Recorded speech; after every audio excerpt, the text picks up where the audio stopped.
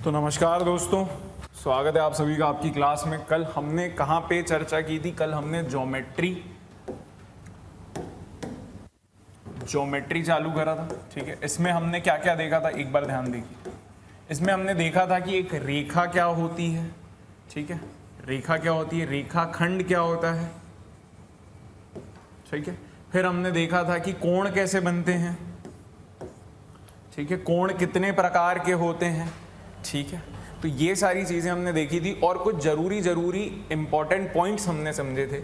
क्या क्या थे वो पॉइंट्स, मैं थोड़ा सा आपको 2-5 मिनट रिवीजन करवा देता हूं, फिर हम आज का सेशन कंटिन्यू करते हैं। सबसे पहली बात, हमने ये भी देखा था कल समांतर क्या होती हैं। समांतर यानी कि समांतर रेखाएं वह रेखाएं होती हैं जिनके बीच में लंबवतः दूरी यानी कि परपेंडिकुलर डिस्टेंस हमेशा सेम होता है, हमेशा सेम होता है। यानी कि समांतर रेखाएं ऐसी रेखाएं होती हैं जो कभी भी टकराती नहीं हैं, कभी भी इंटरसेक्ट नहीं करती हैं, कभी भी इंटरसेक्ट नहीं करती हैं। इसीलिए इनके बीच में जो दूरी रहती है हमेशा समान होती है। इसके बाद हमने कुछ कोण से रिलेटेड जरूरी और महत्वपूर्ण चीजें देखी थी। वह क्या थी? एक बिंदु के इर्द गिर्द कितना कोण बनता है? 360 डिग्री। कितना? 360 डिग्री। इसके बाद हमने एक जरूरी बात यह भी देखी थी कि अगर किसी एक रेखा के किसी एक बिंदु के इर्द गिर्द देखें तो कितना कोण बनता है? इसका आधा यानी कि 180 डिग्री। ये दोनों बातें हमें बहुत अच्छे से पता रहनी चाहिए। ठीक है, उसके बाद मैंने आपको बताया था पूरक कोण और संपूरक कोण। ठीक है, यानी कि कॉम्प्लीमेंट्री एंगल और सप्लीमेंट्री एंगल। तो दो ऐसे कोण जिनका योग 90 डिग्री हो उन्हें हम क्या कहते हैं? पूरक कोण। और दो ऐसे एंगल या दो ऐसे कोण जिनका जोड़ 180 हो तो उसे हम क्या कहते हैं? संपूरक कोण यानी कि सप्लीमेंट्री एंगल। तो ये सारी चीजें हमने कल पढ़ी थी, विस्तार से समझे थे। इसके बाद एक जरूरी चीज थी तिर्यक, यानी कि जिसे हम कहते हैं ट्रांसवर्सल। अब ट्रांसवर्सल या तिर्यक क्या होती थी मैं एक बार आपको फिर से याद दिला देता हूं। जरूरी कॉन्सेप्ट था, ध्यान से समझने की कोशिश करिएगा। कभी भी दो समांतर रेखाएं चलती हैं, ये तो आपस में कभी टकराएंगी नहीं, परंतु एक ऐसी रेखा आ जाए जो इन दोनों को काट दे या टकराते हुए आगे बढ़ जाए तो हम इसे क्या कहते हैं? इसे हम तिर्यक कहते थे। इसे हम क्या कहते थे? तिर्यक। इंग्लिश में इसे हम क्या कहते हैं? ट्रांसवर्सल। बात बराबर? अब ये रेखाएं क्या होती थी? समांतर होती थी। अब देखिए, जब ये तिर्यक इन्हें काटेगी तो अवश्य ही यहाँ पे कुछ कोण बनेगा, यहाँ पे कुछ कोण बनेगा, यहाँ पे कुछ कोण बनेगा और यहाँ पे भी कुछ कोण बनेगा। उसी हिसाब से यहाँ पे भी कोण बनेंगे। ठीक है, चलिए बहुत बढ़िया। इनका नामांकन कर देते हैं। 1 2 3 4 5 6 7 8 कुछ इस तरीके से। ठीक है, चलिए आइए। अब हमने क्या क्या देखा था जरूरी विषय, वो मैं आपको एक बार याद दिला दूं। कोण एक की तरह कौन सा कोण है यहाँ पे? तो आपने कहा 5। एक की तरह कौन सा कोण है? 5। क्यों हमने ऐसा कहा था? ध्यान से देखिए, सीधी साफ बात है। ये एक वाला जो कोण है ये क्या है? इसके ऊपर है, तो हमें यहाँ पे भी ऐसे ही एक कोण का चयन करना है जो ऊपर की तरफ है, यानी कि 5 या 8 में से। ये जो 1 नंबर कोण है ये किस तरफ है? दाईं तरफ है, तो हमें यहाँ पे भी वैसा ही कोण का चयन करना है जो दाईं तरफ है। ऊपर और दाईं तरफ, ऊपर और दाईं तरफ। तो यहाँ 1 था, यहाँ पे क्या है? 5। इसी हिसाब से अगर मैं आपसे पूछूं कि 4 की तरह कौन सा होगा तो आप कहेंगे 8। क्यों? ये बाईं तरफ है, ये भी बाईं तरफ है, ये ऊपर है और ये भी ऊपर है। तो ये सारी बातें हमने कही थी। 4 के बराबर कितना हुआ? 8। ठीक है, इसी के आधार पर अब आप ये भी लिख सकते हैं कि 2 के बराबर कौन सा होगा? 6। नीचे दाईं तरफ, नीचे दाईं तरफ। और कहीं ना कहीं 3 के बराबर क्या होगा? 7। तो ये सब जरूरी बातें हमने कल सीखी थी। ठीक है, इसी चर्चा को मैं थोड़ा और आगे लेकर के जाता हूं और एक आध इंपॉर्टेंट प्रॉपर्टी आपको बताता हूं, याद दिलाता हूं। ये सारी चीजें हमारी कॉपी में रहनी चाहिए, अवश्य ही रहनी चाहिए। देखिए क्या हमने और चर्चा की थी। बहुत ही अगर आप ध्यान से देखेंगे इन चीजों को तो आपको दिखेगा 1 और 2, कोण 1 और कोण 2, यह दोनों कोण एक सीधी रेखा में है, एक सीधी रेखा में है। ठीक है, तो इनका जोड़ कितना होना चाहिए? इनका योग कितना होना चाहिए? 180 डिग्री। कहीं ना कहीं एंगल 5 और एंगल 6 यानी कि कोण 5 और कोण 6 का भी योग कितना होना चाहिए? 180 डिग्री। ठीक है, क्योंकि यह भी एक सीधी रेखा पे बन रहा है। ठीक है, अब यहाँ पे ध्यान से देखिए, कहीं ना कहीं आपने अभी कहा कि एंगल 1 बराबर एंगल 5 है, यानी कि कोण 1 बराबर कोण 5 है। तो अगर मैं यहां पर कोण 1 की जगह कोण 5 लिख दूं, ठीक है, इधर कोण 1 की जगह कोण 5 लिख दूं, तो ये अब कैसा दिखेगा, कोण 5 जमा कोण 2 कितना आया, 180 डिग्री। अब आप बस देखने की कोशिश करिए, यहां पे मैं पेन का कलर भी चेंज कर देता हूं। कोण 2 कौन सा है, ये वाला, और कोण 5 कौन सा है, ये वाला। क्या ये दोनों अंदर के कोण हैं, क्या ये दोनों, देखिए इस लाइन के अंदर, ये इस लाइन के अंदर, तो क्या ये दोनों आपस में अंदर के कोण हैं, बिल्कुल। तो आपको यह बात मैंने लिखवाई थी कि अंदर के कोणों का जोड़ हमेशा कितना होता है, 0, कितना, 180, कितना, 180, 180, ठीक है। अब उसी तरीके से अगर आप देखेंगे तो बाहर के कोणों का भी योग कितना आना चाहिए, 180। अब आप पूछेंगे सर कैसे, देखिए इसी तरीके से हम लिखेंगे। कैसे लिखेंगे, देखिए एंगल 1 को एंगल 1 की तरह ही रहने दीजिए। एंगल 2 किसके बराबर था, अभी आपने लिखा है एंगल 2 बराबर एंगल 6, तो एंगल 1 की जगह एंगल 1 ही लिखे रहने देते हैं, एंगल 2 की जगह हम लिख देते हैं एंगल 6। ये कितना आ गया, बराबर 180। अब आप देखिए क्या कोण 1, क्या कोण 1 और कोण 6 बाहर के कोण है, बिल्कुल बाहर के कोण है, तो बाहर के कोणों का भी जोड़ कितना हो गया, 180। बस ये कुछ जरूरी बातें हैं जो हम सभी को पता होनी चाहिए कि अंदर के कोणों का जोड़ भी 180 होता है तिर्यक जब आती है, बाहर के कोणों का भी जोड़ कितना होता है, 180 होता है जब भी तिर्यक आती है। तो यह बात आपकी कॉपी में आप फटाफट लिखेंगे।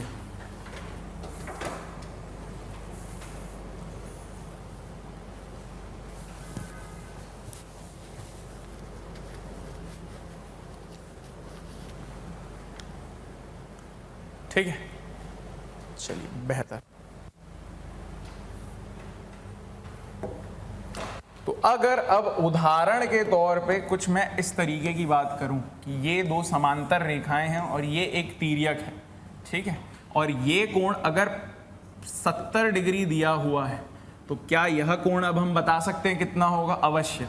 क्यों, क्योंकि ये दोनों अब आपको क्या मिल रहे हैं, अंदर के कोण मिल रहे हैं। ये 70 है तो ये कितना होगा, 110, ये कितना होगा, 110, बहुत बढ़िया। ये भी कितना होगा, 110। ये हम किस आधार पे कह रहे हैं, क्योंकि एक सीधी रेखा के इर्द गिर्द किसी बिंदु के इर्द गिर्द कितना कोण बनता है, टोटल 180। तो इस तरीके से हमें काम करना है। अब ध्यान से देखिए, अगर मैं कुछ इस तरीके की बात करूं, ये 3 समांतर रेखाएं हैं, ठीक है, ध्यान से देखिएगा। अगर मैं कहूं कि ये देखिए ये 60 डिग्री है, तो क्या आप मुझे बता पाएंगे कि ये कितना होगा, बिल्कुल 120 डिग्री होगा। कितना होगा, 120 डिग्री होगा, बहुत बढ़िया। क्यों, क्योंकि अंदर के कोणों का जोड़ कितना आता है, 180। अब ये 60 है तो ये भी 120 रहा होगा अवश्य ही, ठीक है, क्योंकि एक सीधी रेखा के किसी बिंदु के इर्द गिर्द कितना बनेगा, 180। ये 120 है तो ये भी एक सीधी रेखा है, इसके इर्द गिर्द कितना बनेगा, 180, तो ये कितना होगा, 60। अब आप चेक कर लीजिए, बाहर के कोणों का जोड़ भी 120, 60 कितना आ रहा है, 180। तो बस ये बात आपको पता रहनी चाहिए कि अंदर के कोणों का जोड़ कितना आएगा, 180। जब भी आपको तिर्यक दिखेगी, जब भी आपको तिर्यक दिखेगी, जब भी आपको तिर्यक दिखेगी, ट्रांसवर्सल दिखेगी, ठीक है। तो अगर यह बात हमें स्पष्ट हो चुकी है, तब हम आगे बढ़ते हैं और कुछ प्रश्नों को यहां पर लेकर के आते हैं। आइए, ये देखिए, ठीक है, देखिए यहां पे क्या क्या दिया हुआ है, ए बी रेखा जो है समांतर है सी डी के साथ में, ठीक है। एंगल ए बी ओ 40 दे रखा है, एंगल सी डी ओ 30 दे रखा है। अब हमसे क्या पूछा जा रहा है, एंगल डी बी ओ बताइए। माफ करिएगा, डी बी ओ तो है ही नहीं, डी ओ बी है।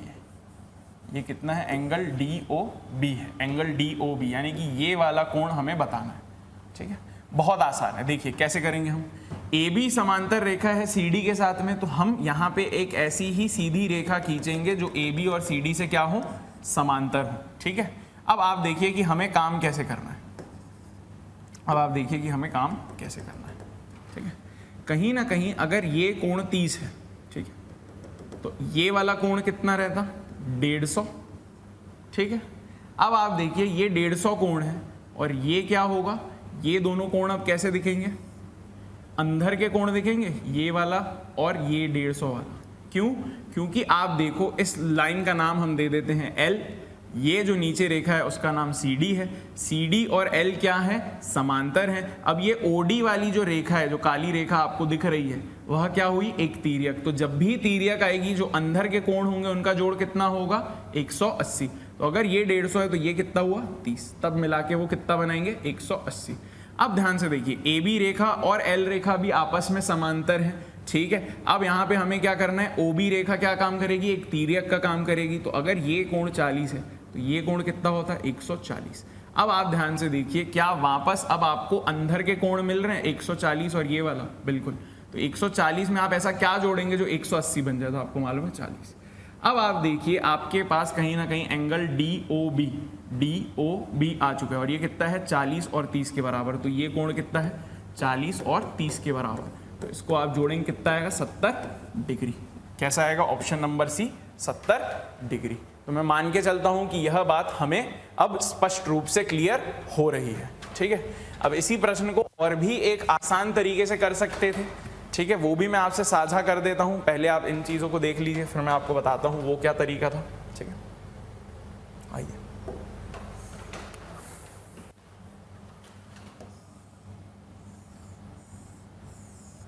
ठीक है, देखिए, अगर ये 40 है, ठीक है, ये मैं एक और समांतर रेखा ऐसे बना रहा हूं, ठीक है।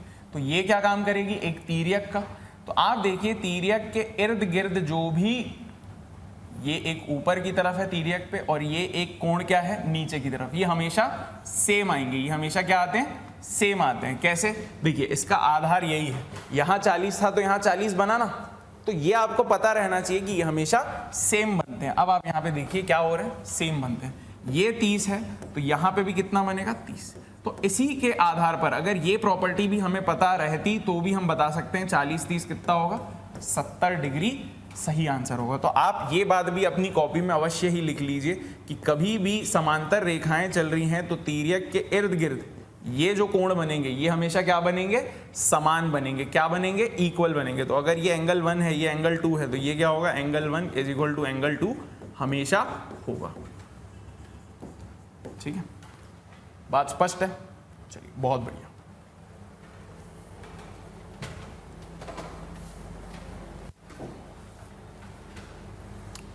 ठीक है, अगर मैं आपको बताऊं कि उसका प्रूफ क्या है तो बहुत आसान है। देखिए, कोई रॉकेट साइंस नहीं है, बस थोड़ा सा आपको साथ में चलना पड़ेगा। अगर ये मैंने 50 ले लिया, मान के चलिए, ठीक है, तो कहीं ना कहीं मुझे पता है कि यह कितना होगा, 130 होगा, ठीक है। अब आप देखिए, ये वाला जो कोण, अब मैं उसको सफेद बना देता हूँ, ठीक, ये इसके सामने वाला कोण है तो ये भी 50 होगा। आपको अगर सामने वाला कोण याद नहीं आ रहा है तो वो भी हमने कल चर्चा की थी, क्या होगा, 50 होगा। अथवा आप ऐसे भी देखेंगे कि 130 और ये वाला जो कोण 50 है, ये क्या बन रहा है, एक सीधी रेखा के इर्द गिर्द बन रहे हैं। तो जोड़ कितना होना चाहिए, 180। तो उस आधार पे भी आप बता सकते थे ये कितना होगा, 50 होगा। ये कितना होगा, 50 होगा। अब आप देखिए, अगर ये अंदर का कोण एक 130 है तो ये कितना होगा, 50 होना चाहिए, क्योंकि अंदर के कोणों का जोड़ क्या होता है, 180 होता है। तो आप देखिए, अब ये वाला जो कोण आपने 50 निकाला था और ये वाला भी 50 आ रहा है कि नहीं। तो इसीलिए मैं आपको ये शॉर्टकट लिखवाते हुए जा रहा हूं। क्या है, हर जगह प्रूफ दूंगा तो काफी ज्यादा समय जाया हो जाएगा, ठीक है। परंतु अगर आप लोग को चाहिए प्रूफ तो मैं आपको बिल्कुल ये सामने रखता हूं, ठीक है। इस तरीके से काम होता है, ठीक है। तो उसी के आधार पर यह प्रश्न दोनों तरीकों से आप बना सकते थे, अंदर के कोणों के जोड़ के हिसाब से भी और इस तरीके से इर्द गिर्द जो कोण होते हैं तिर्यक में वह भी बराबर होते हैं, ठीक है। चलिए आइए, अब इसी के आधार पर यह वाला प्रश्न बनाने की कोशिश करते हैं।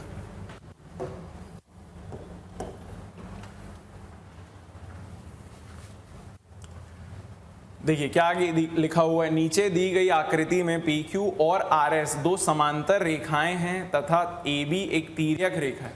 तो PQ और RS समांतर रेखाएं और AB क्या है, एक तिर्यक रेखा है, यानी कि ट्रांसवर्सल है। तो कहीं ना कहीं अब हमारे दिमाग में काम चलने लगना चाहिए कि यार अंदर के कोणों का जोड़ क्या होगा, 180 होगा, ठीक है। अब देखिए, तथा AB तिर्यक रेखा है, AC BC क्रमशः एंगल BAQ और एंगल ABS के कोण समाद्विभाजक है। यदि एंगल BAC 30 डिग्री है तो एंगल ABC और एंगल ACB ज्ञात कीजिए। समाद्विभाजक क्या होता है, समाद्विभाजक होता है बहुत ही आसान, यानी कि समान कोणों में बांटने वाली रेखा। अब मान के चलिए अगर ये 90 डिग्री है, ठीक है, और मैं इसके बीच में एक ऐसी रेखा बना दूं जो इसको 45 और 45 के दो समान भागों में तोड़ दे, तो इसे हम क्या कहेंगे? समान द्विभाजक, समान द्विभाजक रेखा। ठीक है, ऐसी रेखा जो किसी भी कोण को, अब मान के चलिए ये 120 है, एक ऐसी रेखा आ जाए जो इसे 60 और 60 में बांट के चले जाए, तो हम क्या कहेंगे? समाद्विभाजक है।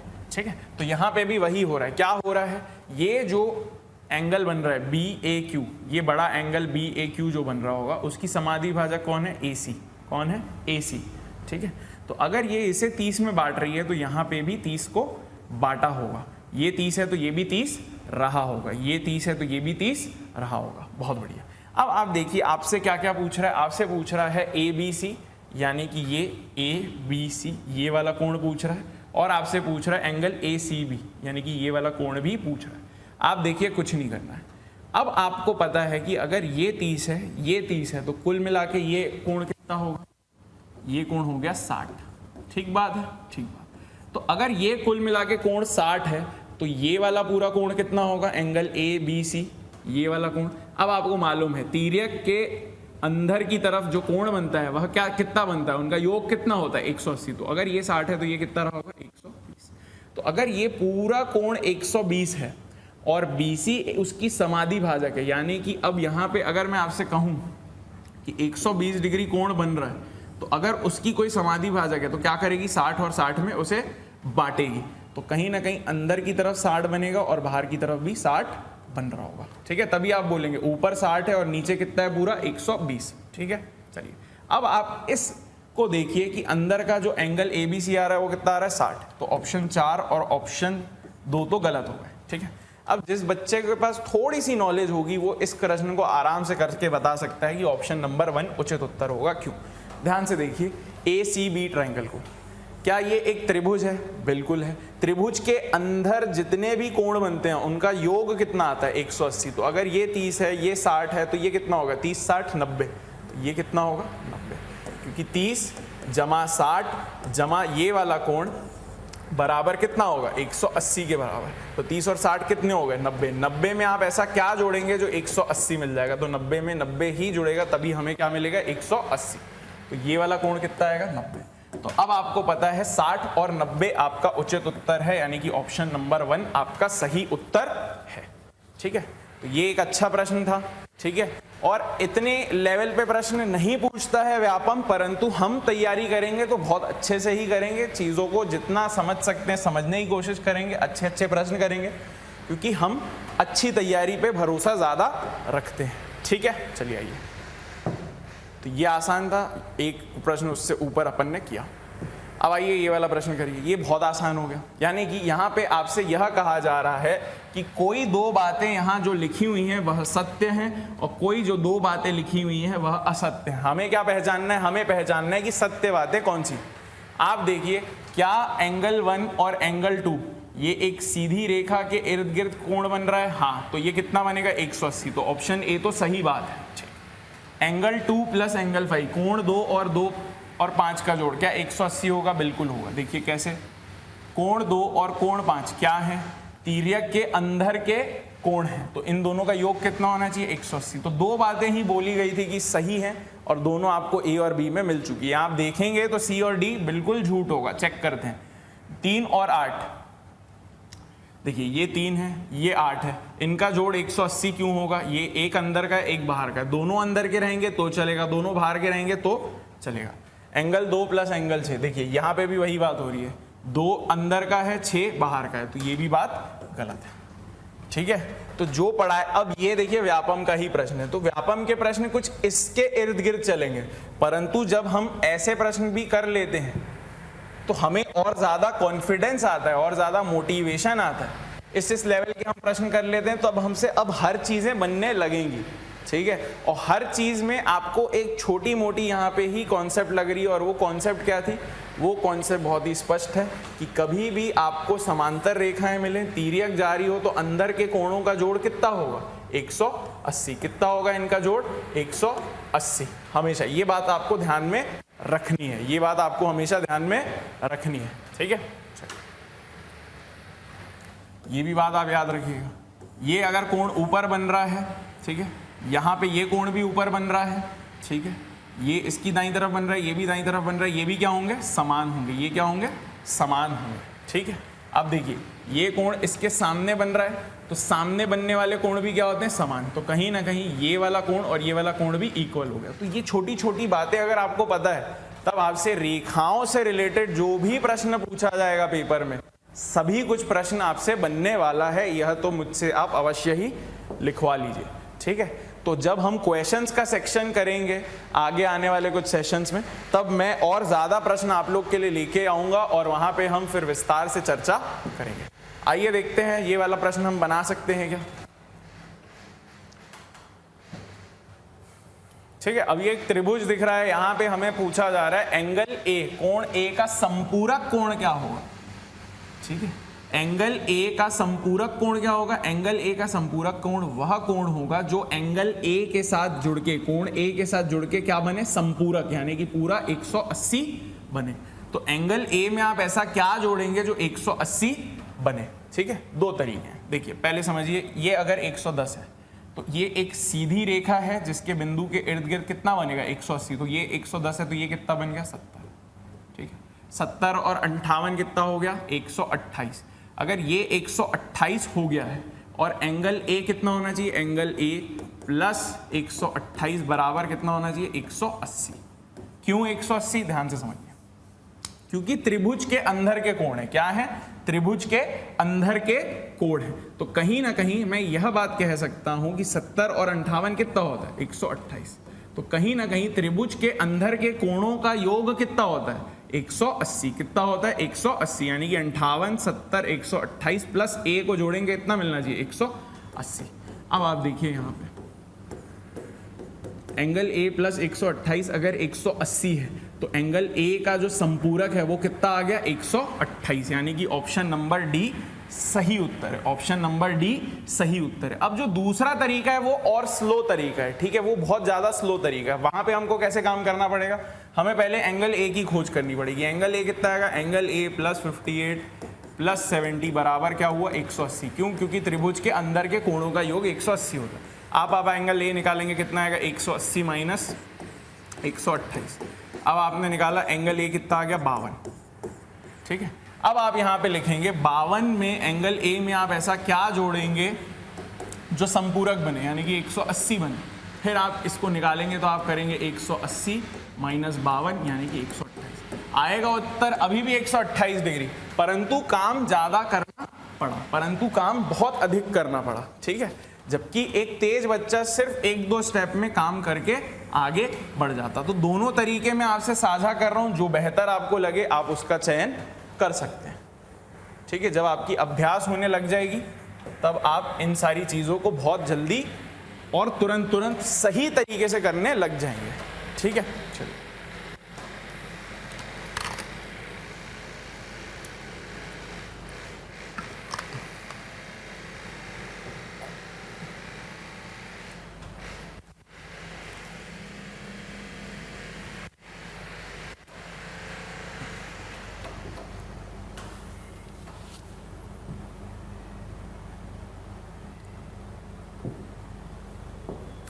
आइए पढ़ते हैं बहुभुज यानी कि पॉलीगॉन, जिसे हम कहते हैं किसमें, इंग्लिश में बहुभुज। बहुभुज का अर्थ, बहु मतलब बहुत, तो जिसमें बहुत भुजाएं हो। अब बहुत का कोई स्पष्ट रूप से तो डेफिनेशन है नहीं, बहुत किसी के लिए 3 भी हो सकती है, किसी के लिए 10 भी कम है, ठीक है। तो बहुभुज का अर्थ होता है वैसी आकृतियां जिसमें कम से कम 3 रेखाखंड हो, 2 से ज्यादा हो, ठीक है। ये जो भी बहुभुज बनेंगे ये आपको बंद आकार के दिखेंगे, यानी कि आप देखिए कभी भी अगर 2 रेखाखंड है तो यह एक बंद आकार कभी नहीं बना पाएंगी, कम से कम आपको 3 रेखाखंड चाहिए रहेंगी। उसके बाद ही आपको सबसे छोटा बहुभुज यानी कि सबसे छोटी ऐसी आकृति मिलेगी जो बंद आकार की होगी, ठीक है। तो यहाँ पे देखिए जितनी भुजाएं उस हिसाब से उस बहुभुज का नाम रखा जाता है। यानी कि अगर 3 भुजाएं हैं हम उसको क्या कहते हैं, ट्रायंगल, जबकि इंग्लिश हिंदी में हम क्या कहेंगे, 3 से क्या आया, तो त्रिभुज, 3 भुजाओं वाला। 4 को हम क्या कहेंगे, चतुर्भुज, यानी कि 4 भुजाओं वाला, क्वाड्रिलेटरल। 5 को हम क्या कहेंगे, पंचभुज, ठीक है, 5 भुजाओं वाला। 6 वाले को षटभुज, क्या कहेंगे, षटभुज। 7 वाले को क्या कहेंगे, सप्तभुज। 8 वाले को अष्टभुज। 9 वाले को नवभुज। 10 वाले को दसभुज, ठीक है। पेपर में ऊपर के 3-4 ही आपसे पूछे जाएंगे, खास करके आपसे त्रिभुज और चतुर्भुज के इर्द गिर्द ही प्रश्न पेपर में पूछे जाते हैं, परंतु हमें आइडिया होना चाहिए इन बाकी चीज़ों का भी।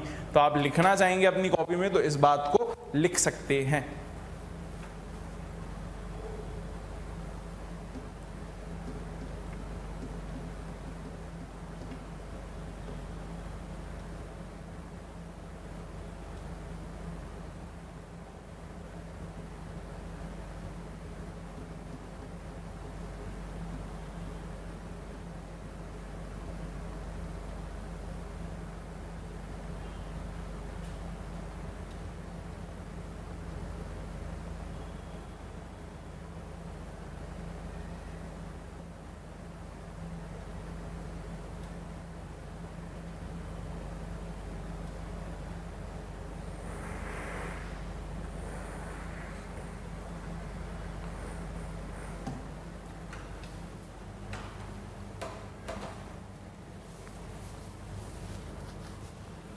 ठीक है, चलिए आइए मैं अब आपको कुछ चित्र बना करके दिखाता हूं कि ये सारे जो बहुभुज हैं ये दिखेंगे कैसे, वास्तविकता में कैसे दिखेंगे। तो त्रिभुज के तो कई प्रकार होते हैं, ठीक है, सम त्रिभुज हो सकते हैं, ठीक है, विषम त्रिभुज हो सकते हैं, तो काफी सारे होते हैं, ठीक है। त्रिभुज खुद एक बहुत बड़ा टॉपिक है जिसे हम कल से चालू करेंगे, ठीक है, जिसे हम कल से चालू करेंगे। तो कोणों के आधार पर भी त्रिभुज का नाम रखा जाता है, जबकि भुजाओं के आकार पर भी त्रिभुज का नाम रखा जाता है, परंतु त्रिभुज कुछ इस तरीके का आपको मोटे मोटे तौर पे दिखेगा। कहीं ना कहीं चतुर्भुज भी कई प्रकार के होते हैं, वो भी हम त्रिभुज के बाद पढ़ेंगे। ये अभी मैं आयात बना रहा हूं, इसके पहले अगर आप बनाएंगे तो वर्ग भी बन सकता है, समलंब चतुर्भुज भी बन सकता है, तो कई प्रकार के चतुर्भुज भी बनते हैं। पंचभुज कैसे होंगे, जिसमें 5 भुजाएं होंगी। षटभुज कैसे होंगे, जिसमें 6 भुजाएं होंगी। सप्तभुज में 7 भुजाएं होंगी। अष्टभुज में 8 भुजाएं होंगी, ठीक है।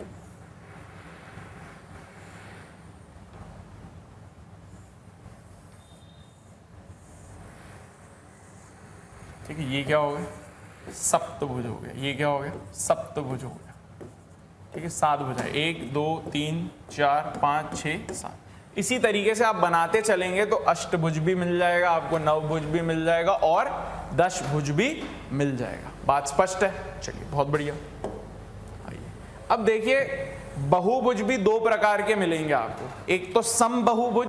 सम आपको नाम से ही पता चल जाएगा कि हम इन्हें सम क्यों कह रहे हैं। इन्हें सम इसीलिए कहा जाता है यदि किसी बहुभुज की सभी, क्या है ध्यान से देखिए, सभी भुजाएं एवं सभी कोण बराबर हों तो बहुभुज सम बहुभुज कहलाता है, ठीक है। क्या है, यदि किसी बहुभुज की सभी भुजाएं एवं सभी कोण बराबर हो तो बहुभुज सम बहुभुज कहलाता है। अब आप में से किसी को अगर यह प्रश्न आएगा कि सर सारी भुजाएं अगर सेम है, ठीक है, सारी भुजाएं अगर समान हैं परंतु कोण 1-2 समान ना हो तो नहीं कहलाएगा। आपको क्या देखना है, सभी कोण सभी भुजाएं, सभी कोण और सभी भुजाएं सब समान होनी चाहिए, तभी वह बहुभुज सम बहुभुज कहलाएगा, ठीक है।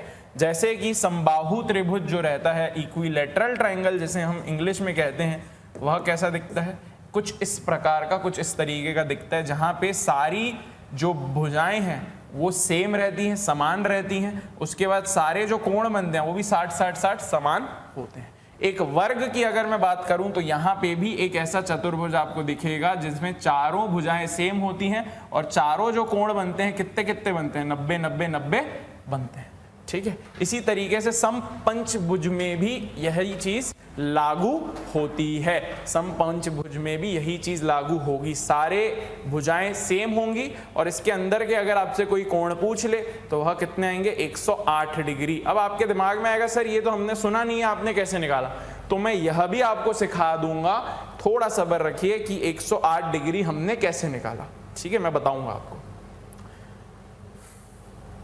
कोई अगर आपसे पूछ ले सम बहुभुज में जो ये षटभुज होता है इसमें अंदर का कोण कितना आएगा, तो आप कहेंगे 120 डिग्री आएगा। कितना आएगा, 120 डिग्री। अब आपके मन में यह विचार अवश्य आ रहा होगा कि 108 और 120 निकाले कैसे हम, तो वो भी मैं सारी चीजें आपको बताऊंगा, थोड़ा सा बस सब्र रखिए। चलिए आइए, ठीक है।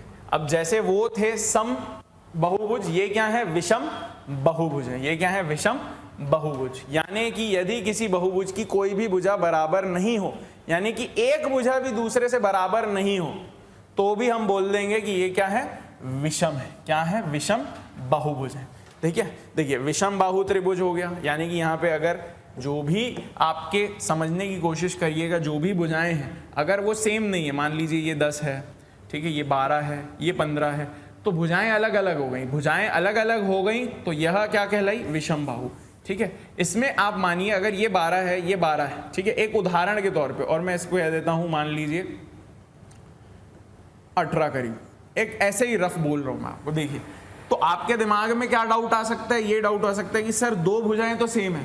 दोस्त, दो भुजाएं नहीं, एक भी भुजा अगर गई, यानी कि दो भुजाएं सेम होने के बाद एक भी भुजा अगर अलग है, तो हम इसको विषम बाहु में डालेंगे, क्योंकि सम में डालने के लिए हमें सारी भुजाएं और सारे कोण सेम चाहिए। देखिए आयत में क्या होता है, आपके मन में डाउट आ सकता है, सर सब कोण तो 90-90 होते हैं, तो सब कोण सेम है, इसको तो सम में डालो।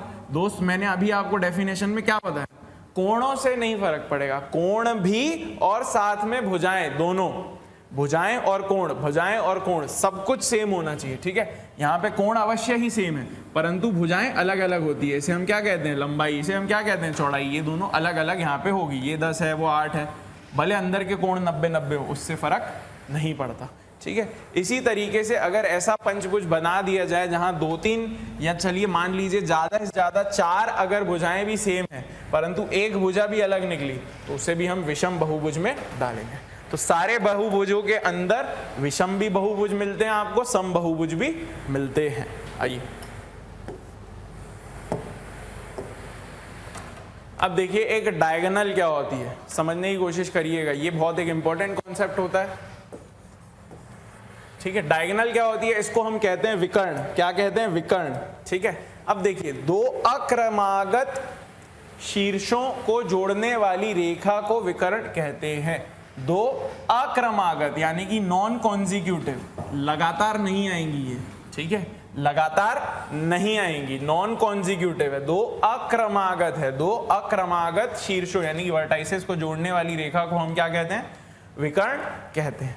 उदाहरण के तौर पे AC और BD क्या है, विकर्ण है। मैं आपको सब समझाऊंगा, आप बस थोड़ा सब्र रखिए।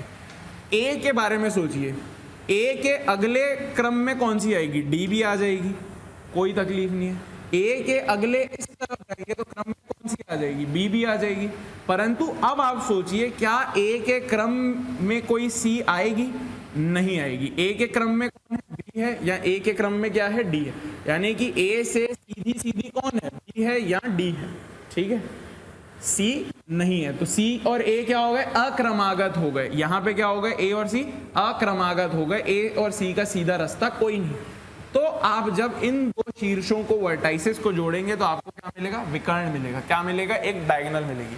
अब B के लिए सोच के देखिए, ठीक है, B के लिए सोच के देखिए, B के लिए क्रमागत इस तरफ आएंगे, A है, B के लिए क्रमागत इस तरफ जाएंगे, C है, पर B और D तो क्रमागत है ही नहीं, तो B और D को जब आप जोड़ेंगे तो आपको ये डायगोनल मिल जाएगी। ठीक है, जो A के साथ हुआ है वही C के साथ भी होगा, तो रेखा आपको यही मिलेगी, AC। अब वो आप A से C जोड़िए या C से A जोड़िए, बात एक बराबर है। B और D के लिए भी वही हिसाब है। तो कोई आपसे पूछ ले कि चतुर्भुज में कितने विकर्ण होते हैं, तो आपको क्या बताना है, 2 विकर्ण होते हैं। ठीक है, अब आइए मैं आपको एक टास्क देता हूं, आप निकालिए इसे। लिखना चाहेंगे तो आप एक बार इसे फटाफट लिख सकते हैं।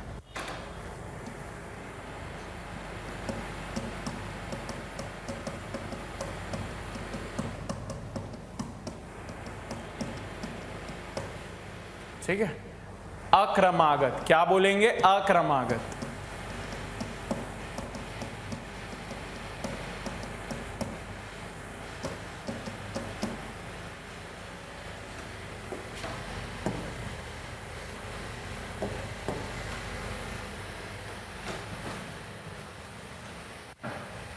आइए समझते हैं। ठीक है। अब अगर मैं आपसे कहूं कि एक पंचभुज में निकालने की हम कोशिश करते हैं कि कितने विकर्ण मिलेंगे, ठीक है, आइए यहां से चालू करते हैं। अब इसके क्रम में कौन कौन है, इसका नाम हम ए दे देते हैं, इसका नाम बी दे देते हैं, इसका नाम सी दे देते हैं, इसका डी और इसका ई। तो ए के क्रमागत कौन कौन मिल रहा है, बी भी मिल रहा है, ई भी मिल रहा है, डी और सी तो नहीं होंगे, डी और सी तो नहीं होंगे। तो जब भी ए सी से जुड़ेगा या ए डी से जुड़ेगा आपको क्या मिलेंगी, विकर्ण मिलेंगे, ठीक है, कुछ इस तरीके से, ठीक है। अब आ जाइए बी पे चर्चा करते हैं। अब किसकी चर्चा करते हैं, बी पे चर्चा करते हैं। बी के क्रमागत ए है और सी है, पर बी के क्रमागत ई और डी तो नहीं है। तो जब भी ये दोनों जुड़ेंगे हमें क्या मिलेंगी, विकर्ण यानी कि डायगोनल मिलेंगी। देखिए कितनी मिल गई, 1 2 3 4। अब सी की चर्चा करते हैं, ठीक है। सी के क्रमागत कौन है, डी भी है, बी भी है, ठीक है। ए और ई तो नहीं है, ए से एक बार जुड़ चुका है, किससे बचा है, ई से जुड़ना। तो ये भी आपको क्या मिलेंगी, एक आपको क्या मिल जाएगी, ये भी एक विकर्ण मिलेगी डायगोनल। तो अभी कितनी मिल गई है, 1 2 3 4 5 तो अभी तक आपको मिल चुकी है, ठीक है। अब डी के लिए सोचिए, डी के लिए जब आप सोचेंगे तो ई और सी दोनों क्रमागत हैं, परंतु ए और बी नहीं है, दोनों से जुड़ चुका है क्या, हाँ जुड़ चुका है, ठीक है।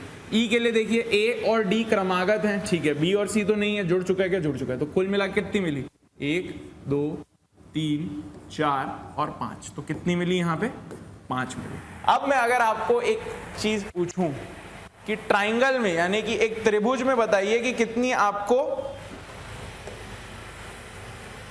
विकर्ण मिलेंगे, कितने डायगोनल मिलेंगे, तो आपका उत्तर होना चाहिए सर जी 0 मिलेंगे। कितने मिलेंगे, 0। क्यों, आप नाम देके देखिए ए बी सी। अब आप सोचिए है तो यहाँ पे 3 ही शीर्ष यानी कि 3 ही वर्टाइसेस हैं, तो ए के क्रमागत बी भी है, सी भी है, अब वो जुड़ेगा किससे, बी के लिए सोचिए, बी के क्रमागत इस तरफ ए है, इस तरफ सी है, जुड़ेगा किससे, सी के क्रमागत इस तरफ ए है, इस तरफ बी है, जुड़ेगा किससे। तो यहाँ पे जब जुड़ेंगे ही नहीं अक्रमागत शीर्ष, क्योंकि है ही नहीं कोई शीर्ष ऐसे जो अक्रमागत हो, सब क्रम में ही है, 3 जन है, तो आपको यहाँ पे कितने विकर्ण मिलेंगे, 0। तो ये छोटी छोटी बातें आपको ध्यान में रखनी है अगर आपसे कोई पूछ ले तब के लिए, ठीक है। आइए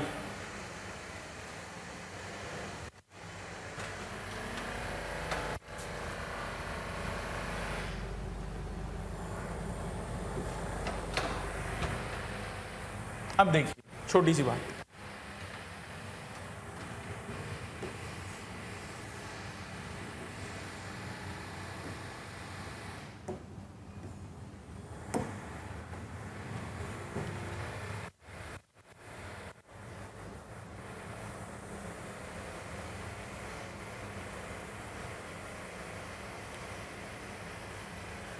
ठीक है। अब देखिए अगर एक त्रिभुज है, आपको यहाँ पे एक जरूरी बात अब मैं समझाने जाऊंगा, तो 10 मिनट आप बस समय दीजिए, फिर आपका सेशन भी हम खत्म करवाएंगे। पर आपका अब मैं ये डाउट क्लियर करूंगा कि सर पेंटागन में आपने क्यों बोला था 108 डिग्री होगा अंदर, और हेक्सागन में यानी कि षटभुज में आपने क्यों ऐसा कहा था कि 120 डिग्री होगा। ये डाउट अभी मैं आपका क्लियर करूंगा, ठीक है। आइए छोटा सा उदाहरण लेके पहले मैं आपके लिए बात ये आपके समक्ष रखना चाहूंगा कि अगर एक त्रिभुज की बात हम करेंगे यहाँ पे यानी कि एक ट्रायंगल की बात अगर करेंगे, तो आप देखिए आपको कितने कोण मिल रहे हैं, 1 2 और 3। कितने कोण मिल रहे हैं, 3, ठीक है।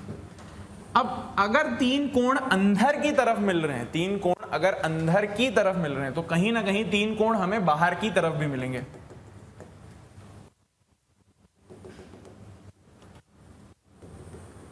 ठीक है। 3 कोण हमें बाहर की तरफ भी मिलेंगे। मान के चलिए ये एक हो गया, ये एक हो गया और एक ये हो गया, ठीक।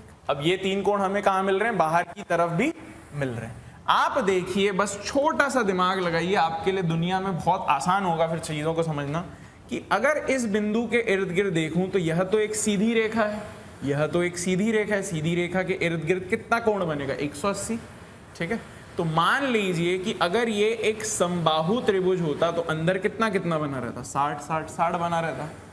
तो अब आप देखिए कि अंदर यानी कि अंतः, अंदर का मतलब इंटीरियर, अंतः इंटीरियर एंगल हम इसे इंग्लिश में कहते हैं और हिंदी में क्या कहेंगे, अंतः कोण, अंतः कोण, ठीक है। और जो अंदर है उसे हम इंटीरियर कहते हैं, जो बाहर है उसे हम क्या कहेंगे, एक्सटीरियर कहेंगे, यानी कि बाह्य, ठीक है, इसे हम क्या कहेंगे, एक्सटीरियर यानी कि बाहर।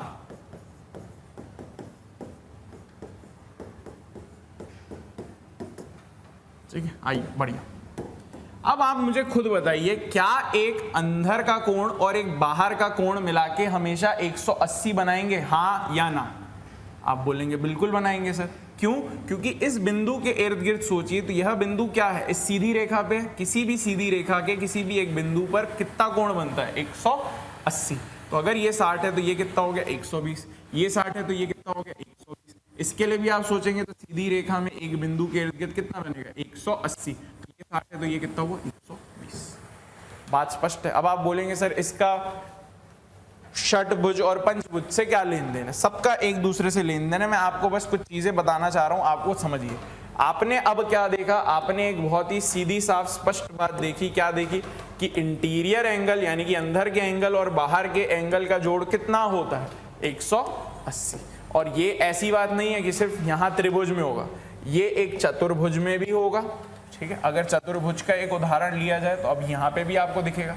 ठीक है, ये 4 कोण क्या हो गए, अंदर के कोण हो गए। तो अब क्या आपको बाहर के भी कोण दिखेंगे? अवश्य ही दिखेंगे। आइए देखिए कैसे दिखेंगे।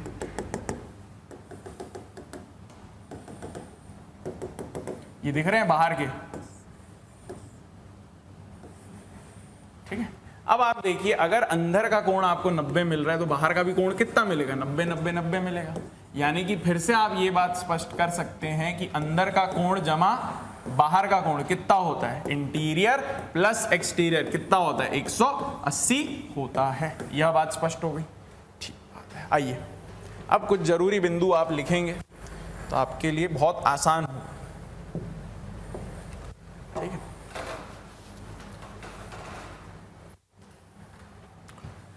सभी बाहा कोणों का योगफल, बाहा मतलब एक्सटीरियर एंगल का योगफल, यानी कि जितने भी एक्सटीरियर एंगल होंगे सभी को जब आप जोड़ लेंगे तो आपकी कुल संख्या कितनी आनी चाहिए, 360 डिग्री आनी चाहिए। कितनी आनी चाहिए, 360 डिग्री आनी चाहिए। ठीक है, चलिए बढ़िया है। ऊपर की बात भी आप लिखना चाहेंगे लिख सकते हैं, परंतु नहीं लिखना चाहेंगे तो छोड़ भी सकते हैं, क्योंकि अब आपसे कोई भी चीज पूछी जाएगी तो आप बता देंगे बिना इसे लिखे भी। पर अगर आप चाहते हैं कि बस हमने पढ़ा क्वेश्चन और 2 सेकंड में आ जाए हमारा आंसर, तो आप लिख लीजिए, फिर वह बात आपको याद रखनी पड़ेगी।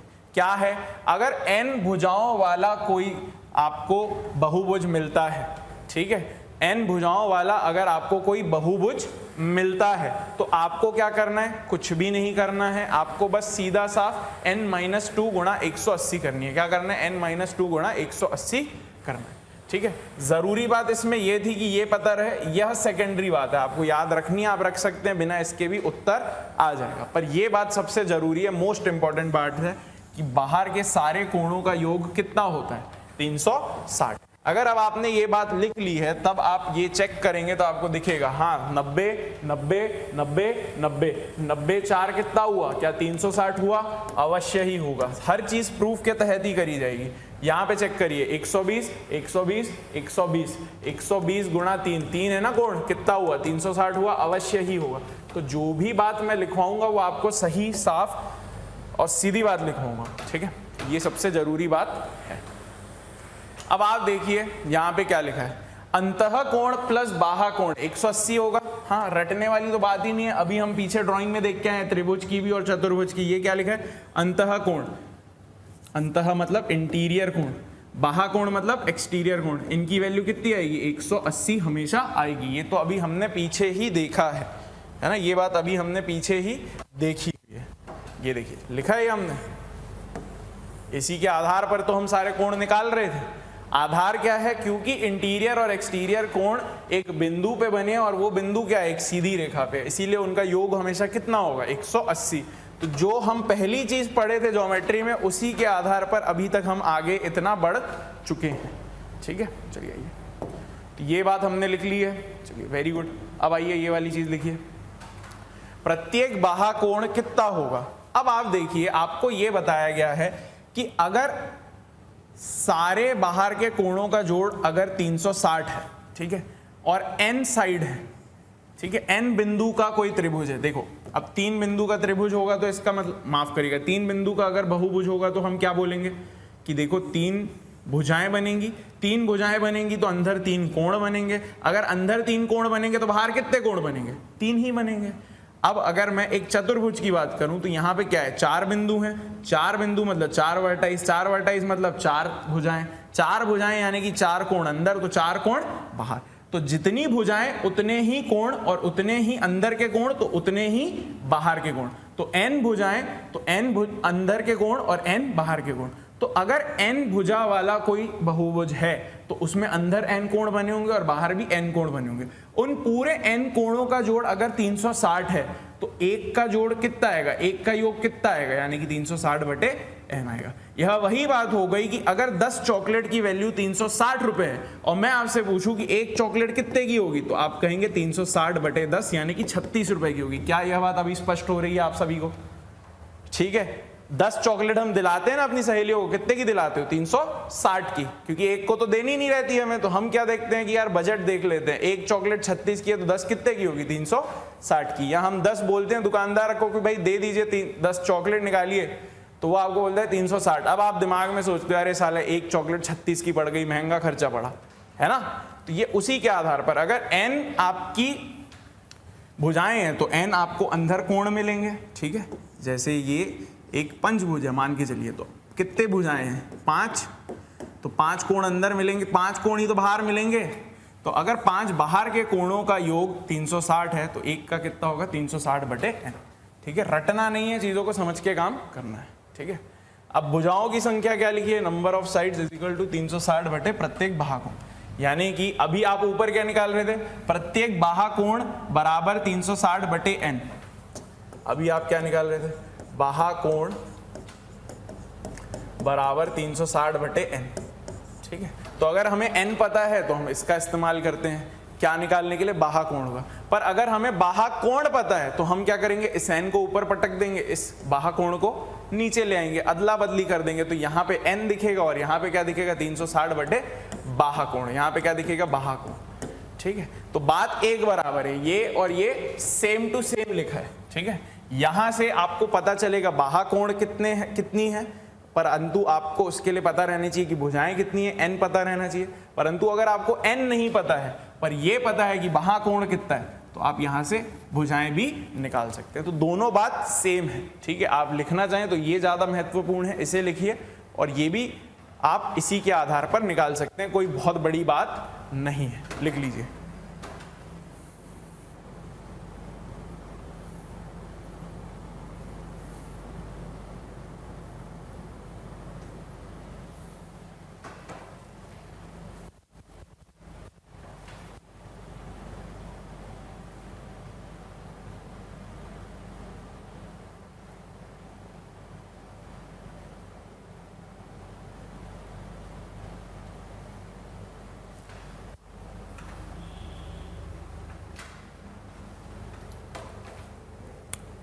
ठीक है, अब आइए आप अपने समबाहु पंचभुजा वाले बहुभुज में देखिए।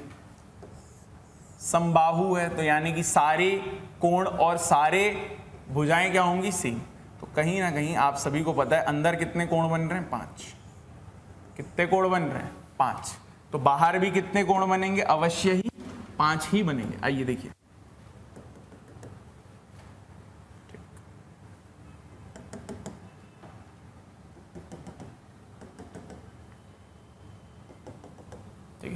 तो अब आप देखिए यहां बाहर 5 कोण बना दिया आपने। ठीक,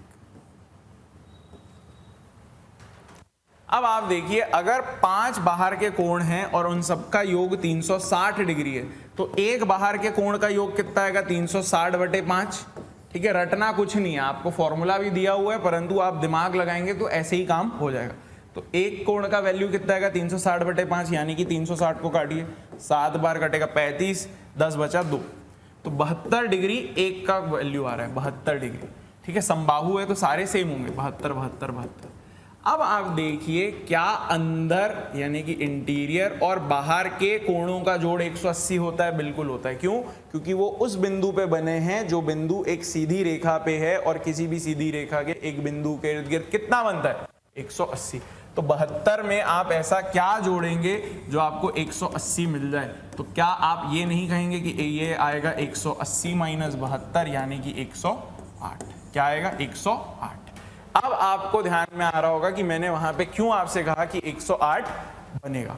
ठीक है, अब आपके ध्यान में आ रहा होगा कि मैंने आपसे क्यों तब कहा था कि देखिए यहाँ पे 108 बनेगा। यही थी वो बात, यहीं पे हम चर्चा कर रहे थे। स्पष्ट है? अब क्या आप खुद से निकाल के दे पाएंगे मुझे कि बताइए षटभुज में ऐसा क्यों हो रहा था कि अंदर 120 बनते हुए हमें दिखाई दे रहा था सर? चलिए आइए फिर निकालिए इसे भी, और फिर हम छुट्टी लेंगे। कल से हम चर्चा करेंगे किस बात की? त्रिभुज के ऊपर चर्चा करी जाएगी। आइए चेक करिए इसे क्या बोलना चाह रहा हूं मैं।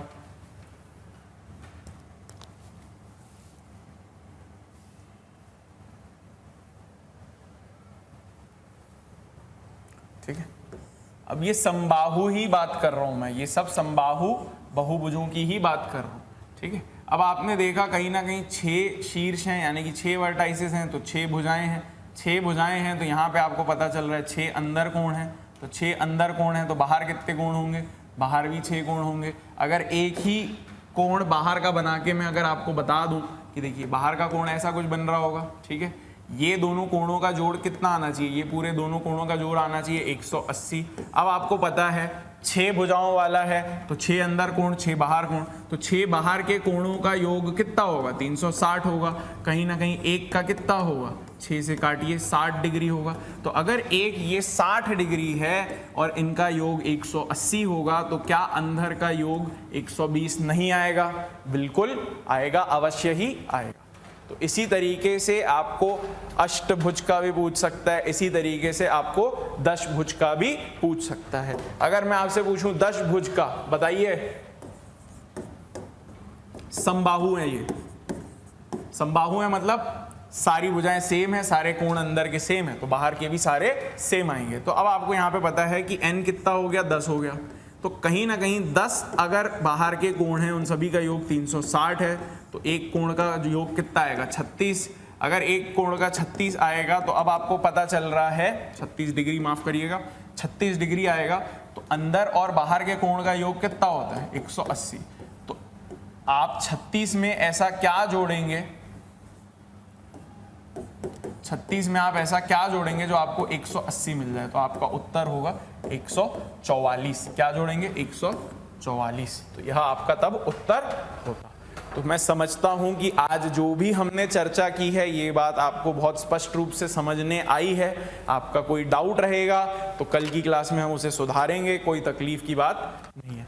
परंतु जो पढ़ाया जा रहा है उसका अभ्यास हमें करते रहना है, तभी यह बातें आपके दिमाग में अच्छे से बैठी रहेंगी, फिट हो जाएंगी जिसे हम कहते हैं। ठीक है, तो बाकी कल से फिर हम त्रिभुज को स्टार्ट करेंगे, समझेंगे, अच्छे से परखेंगे और फिर आगे इसी तरीके से हम चलते हुए कोर्स को अपने ख़त्म करेंगे। चलिए मिलते हैं फिर।